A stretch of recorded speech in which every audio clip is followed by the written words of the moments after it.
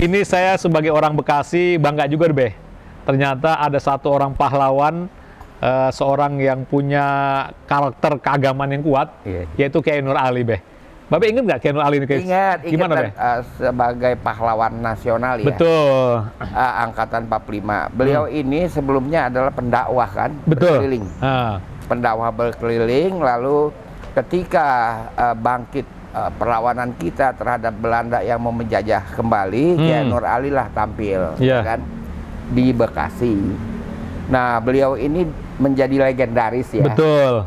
Mudah-mudahan sahabat-sahabat Bang Haka ini bisa menerima cerita saya. Oh, iya, insya Allah. Jadi begini.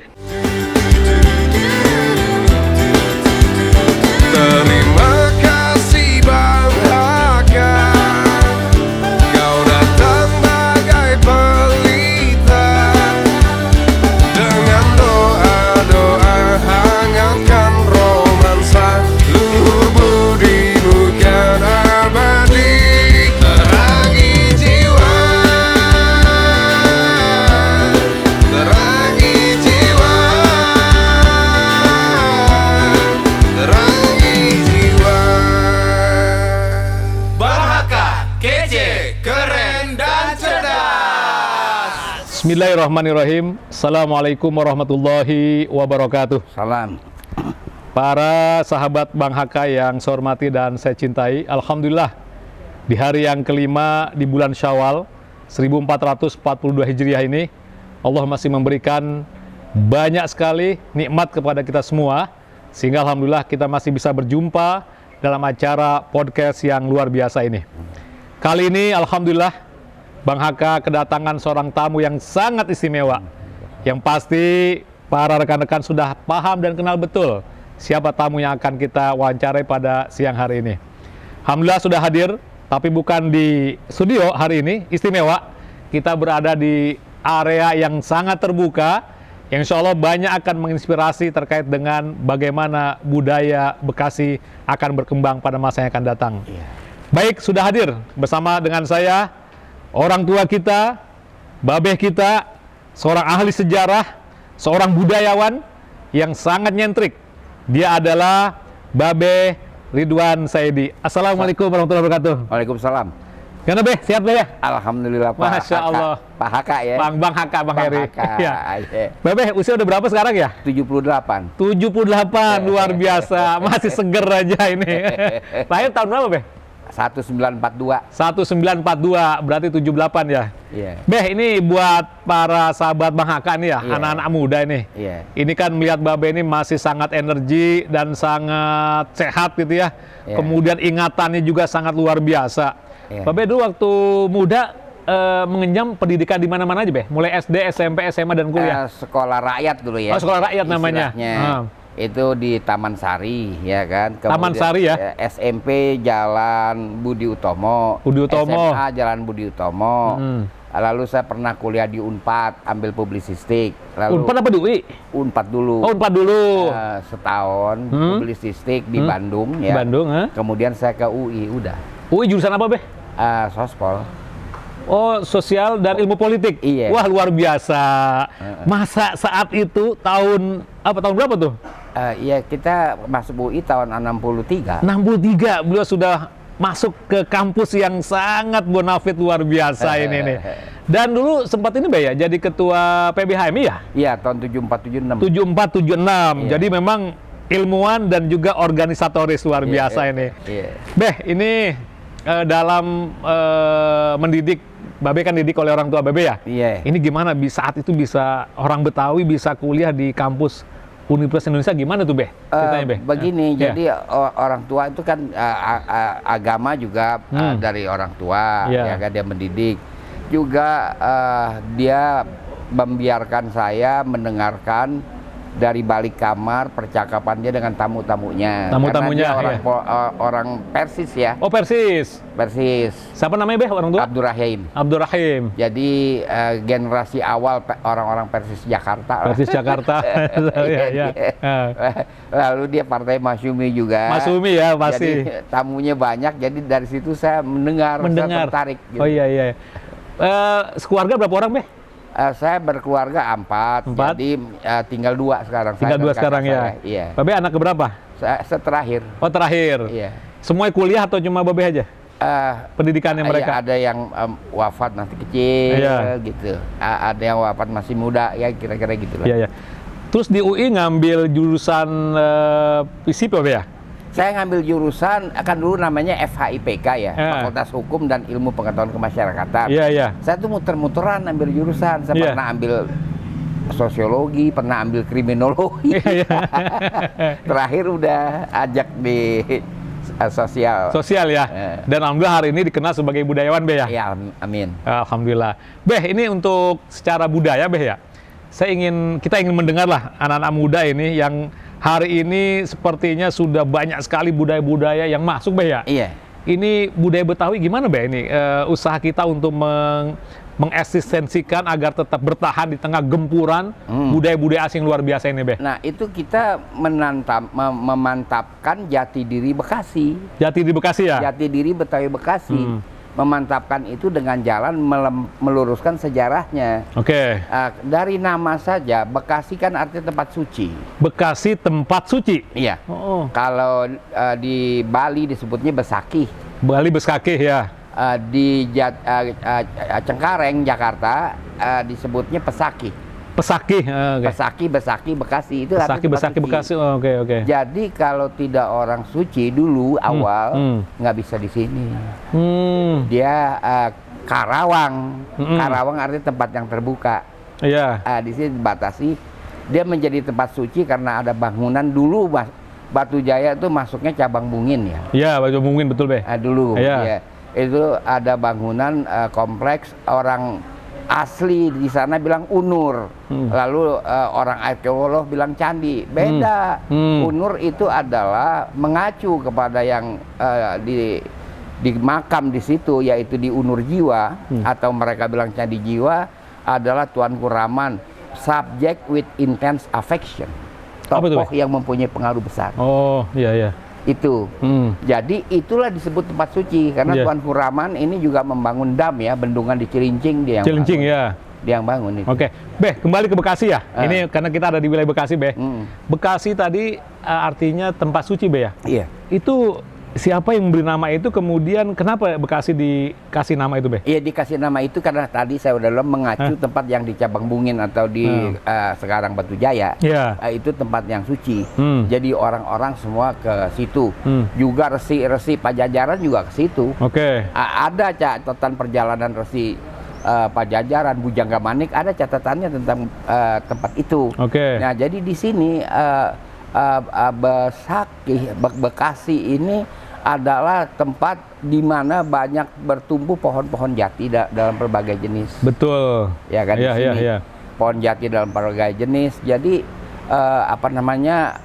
pengrajin di sini banyak. Jadi Dan ini, Beh, nama-nama tempat juga dimulai dengan jati di sini, Beh. Iya, jati. Jati Luhur, Jati Asih, Jati Mekar, Jati Keramat. Iya.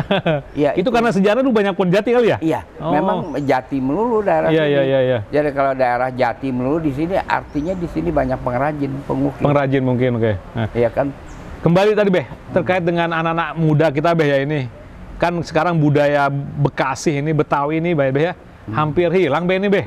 Ini cara menghidupkan ke mereka ini supaya semangat lagi, nggak malu menjadi orang Betawi, gimana, Beh, ya? Iya, untuk tidak malu menjadi orang Betawi, yang pertama, Bekasi itu dekat sekali hubungan ekonominya dengan Jakarta kan, melewati Cilincing. Betul. Nah, karena itu logat kita sama, ya kan, ekspresi sama, banyak kesamaan-kesamaan. Jadi dikatakan dulu Batavia and Omelan dan Batavia dan sekitarnya kata orang Belanda.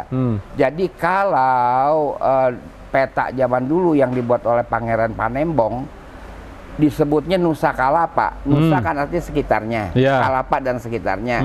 Batas paling timur adalah Citarum. Batas paling barat adalah Sedane. Nah, kalau Citarum kan artinya tempat pengorbanan. Iya. Jadi orang dulu kan juga berkorban. Hewan ya. Betul. Korban hewan, tapi kepalanya jadi larungkan. Itu pengorbanan. Daerah Citarum itu daerah geografi yang dibuat oleh peta Pangeran Panembong abad 16 geografi ini Kalapa, ini daerah Jakarta. Termasuk Bekasi? Iya, Oh iya ya. iya. Cuma dikasih batas Citarum. Citarum ya. Gitu. Artinya budaya Jakarta, kemudian Bekasi, mungkin Sama. Depok itu ya? Sama. Depok itu agak mirip Depok ya? sama ya? Depok batas selatan. Iya, iya, iya. Depok batas selatan, Sedane batas belah barat, itu sama kebudayaannya, bicaranya juga sama, peradabannya juga sama. Iya. Kita juga makan ketupat, Betul. ya kan? Kita makan buah atap, Betul. atau sekarang istilahnya kolang-kaling, Kolang-kaling ya. ya kan? Iya, iya. Kita makan rengginang, kita Betul. makan wajik, sama semua betul. kulinernya. Tapi ini Be, anak-anak muda ini sekarang ya kayaknya kayak makanan-makanan gitu udah nggak kenal nih Be. Oh, Ada gitu. rengginang, kemudian akar kelapa, kembang ros. Itu mereka sekarang kan udah banyak makanan-makanan yang simple Be ya, yang dibuat di pinggir jalan. Maunya yang simple-simple aja gitu Be. Iya, iya, tapi Budaya-budayanya udah hampir hilang nih. iya. Kita bertumbuh konsep kuliner zaman dahulu kala disesuaikan dengan lingkungan dan diri kita. Oke. Jadi kalau dia biasakan dengan makanan-makanan yang tidak berasal dari peradaban kuliner Bekasi, jadi dia tidak bertumbuh seperti tokoh-tokoh Bekasi yang hebat-hebat, kayak Nur Ali Betul, misalnya iya. kan, tokoh hebat itu kan, Iya, iya. yang dia tidak bisa jadi seperti itu. Iya, iya. Ya kan dia jadi orang lain nanti. Oke, oke. Dulu Be waktu kecil Babe ikut nggak budaya-budaya ngaduk dodol waktu lebaran gitu? Ikut semua. Ikut semua ya? Ikut semua. Nanti ngalami pas-pas itu ya? Pas itu ngalamin, Oh, kita luar mesti biasa. mengerti itu. Iya, iya. Karena kan kecerdasan datangnya dari peradaban. Baik ya. Ini saya sebagai orang Bekasi bangga juga Be. Ternyata ada satu orang pahlawan, seorang yang punya karakter keagamaan yang kuat, Iya. yaitu Kiai Nur Ali Be. Babe inget nggak Kiai Nur Ali ini? Ingat Gimana Be? ketemu beliau. Sempat ketemu Be ya? Ketemu karena kami di zaman Orde Lama kan training HM itu susah nyari tempat ya. Oh ya. Kita pergi ke pesantren Kiai Nur Ali. Di Atak sana? Iya. Masya Allah. Ya, ya, ya. Ya terserah tempatnya kayak gini. Kalau mau ya pakai aja kata Kiai Pak Nur Ali. Kiai ngisi juga Be, training itu? Iya, kan sering di tempat Kiai Nur Ali. Tempatnya aja apa beliau pemateri juga beliau? Beliau enggak, beliau hanya ngobrol-ngobrol sama Ngobrol-ngobrol kita. kan? Ya, ya, ya. Ya antara lain kita lihat kan beliau sebagai pahlawan nasional ya. Betul. Angkatan 45. Beliau ini sebelumnya adalah pendakwah kan, Betul. berkeliling. Ah. Pendakwah berkeliling, lalu ketika bangkit perlawanan kita terhadap Belanda yang mau menjajah kembali, Kiai Nur Ali lah tampil, Iya. kan, di Bekasi. Nah, beliau ini menjadi legendaris ya. Betul. Mudah-mudahan sahabat-sahabat Bang Haka ini bisa Iya. menerima cerita saya. Iya, insya Allah. Jadi begini, yang legendaris cerita beliau, beliau dengan pasukannya berjalan Iya. Dari mana Be? Dari Bekasi? di Bekasi. Di Bekasi? Berjalan setelah dia habis melakukan patroli keliling mau kembali ke markas. Iya. Markasnya di Tambun kalau nggak salah kan. Tambun ya. Di Tambun Gedung Juang itu Gedung kan. Juang, Gedung Juang, Mau kembali Tambun. ke situ papasan pasukan Belanda. Jauh pasar. Aduh, gimana kata anak buah? Begini ya katanya, kita diam juga dihajar. Kali ya. Udah mendingan kita jalan aja. Iya, iya, iya. Bismillah. Ya kan? Bismillah kita jalan aja. Iya. Jalan kalau orang angkot bilang perwis. Perwis apa? Papasan. Perwis kan, Iya. orang-orang di angkot bilang dia perwis. Belanda nggak ngeh, Artinya nggak ngeliat? nggak lihat, nggak Luar lihat. biasa. nggak. Jadi makanya tadi saya bilang mudah-mudahan sahabat Hakal Iya. bisa menerima cerita Iya, iya, saya. iya. Tapi ini faktual, nggak ngeh. Udah kayak Nur Ali hampir sampai Tambun baru Belanda ngeh, udah kejauhan. Luar biasa. Lagian itu kan udah daerah republik ya. Betul, betul. Nggak bisa lagi Belanda balik ke situ. Iya, iya. Nah itu yang antara lain yang dikenang Iya. sama orang-orang lama ya. Baik ya. Tentang Kiai Nur Ali. Jadi kita bukan apa-apa, kita mesti ada kebanggaan sebagai generasi muda ya. Iya, iya. Dengan Kiai Nur Ali itu mesti ada mengenal apa sih kehebatan beliau. Beliau ini memang itulah antara lain ya. Iya. Saya nggak dengar yang lain-lain, tapi beliaulah melakukan pemimpin yang mimpin perlawanan terhadap Belanda pada zaman revolusi. Baik. Jadi pemirsa luar biasa. Jadi kalau Allah sudah memberikan pertolongan kepada hambanya yang ikhlas, mujahid yang berjuang, ternyata musuh-musuh itu nggak lihat, Pak ya. Padahal itu berpapasan. Jadi jangan sampai kita hanya mengandalkan kekuatan manusia, tapi juga ada kekuatan Allah Subhanahu wa Ta'ala. Nah, mudah-mudahan pemirsa nih, sahabat Bang Haka ya, kita harus yakin bahwa kemenangan itu ada di Allah. Amin. Dan kita harus tetap berusaha semaksimal mungkin. Dan harus bersemangat seperti Bang Haka. Baik.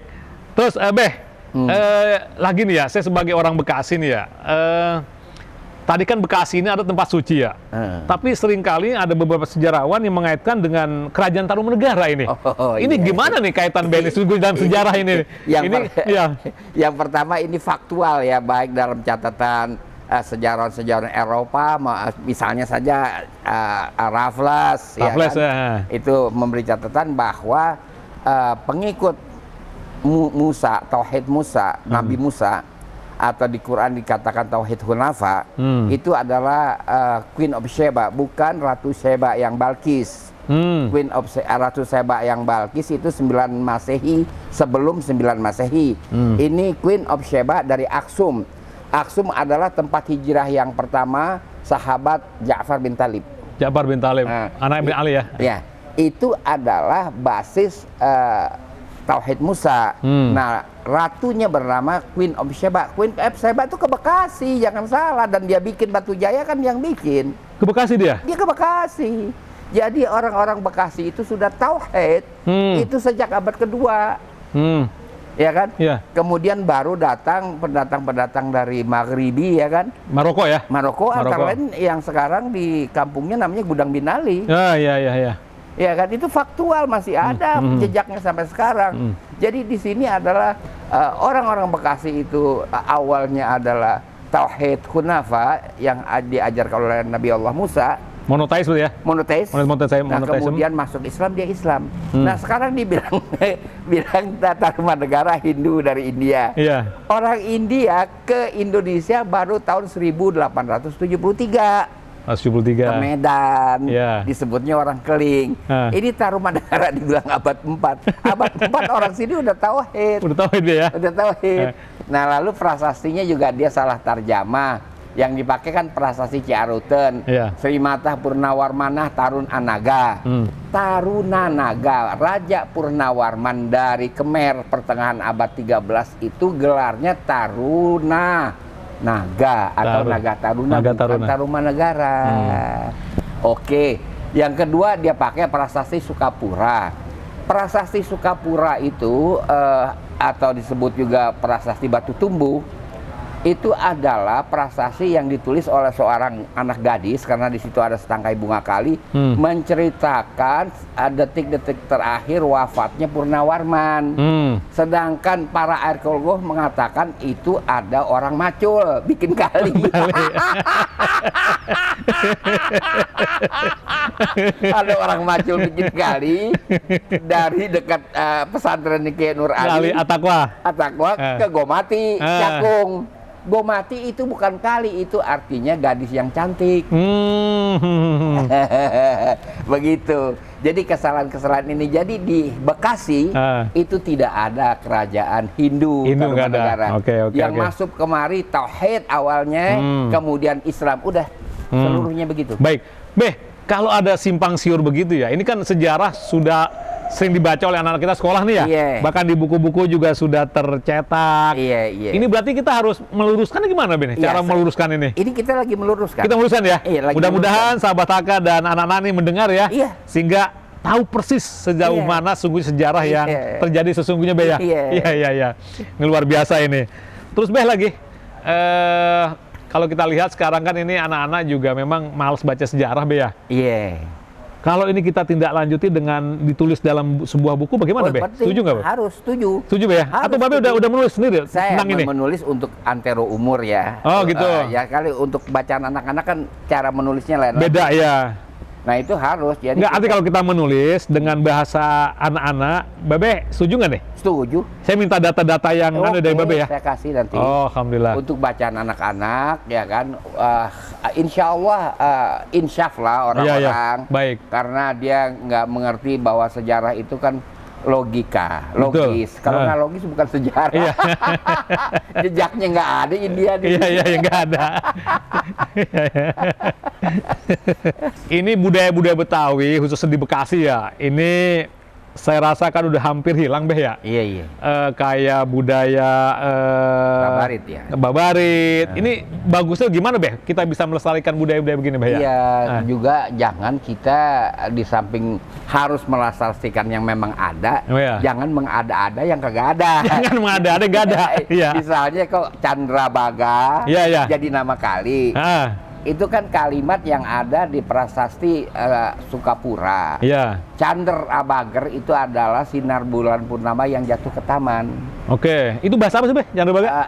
Bahasa Khmer Hindi, bahasa Kamboja Hindi. Oke. Oke.